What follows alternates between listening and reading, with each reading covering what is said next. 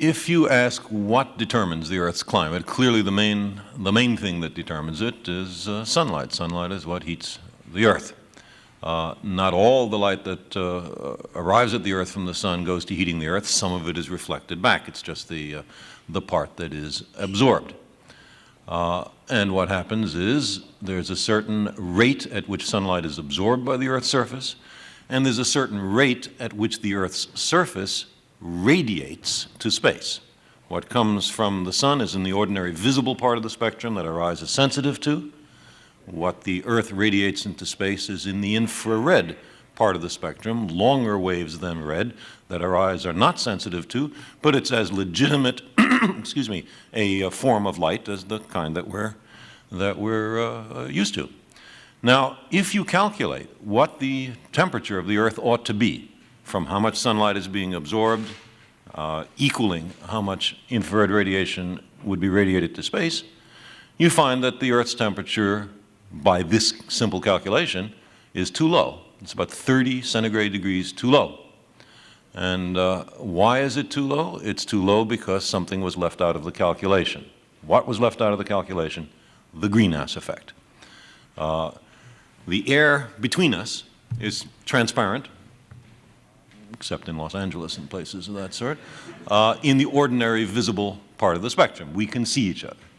But if our eyes were sensitive at, say, 15 microns in the infrared, we could not see each other. The air would be black between us, and that's because, in this case, carbon dioxide. Carbon dioxide is very strongly absorbing at 15 microns and other wavelengths in the infrared.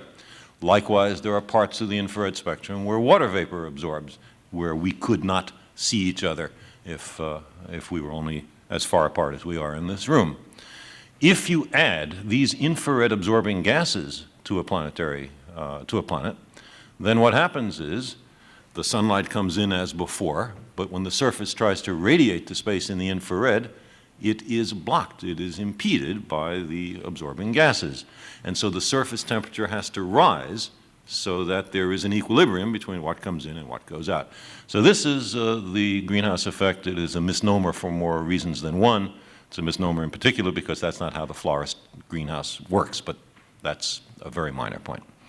There are other gases which absorb in the infrared, many of which have been mentioned already: nitrous oxide, methane, the halocarbons, and these are products partly of agriculture. It's fertilizers, refrigeration, aerosol spray cans, and so on, all products of our technology.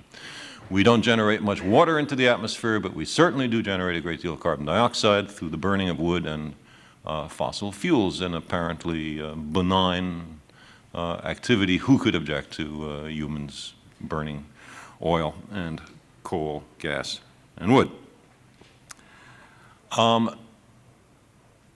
I'd like to stress that the greenhouse effect makes life on Earth possible.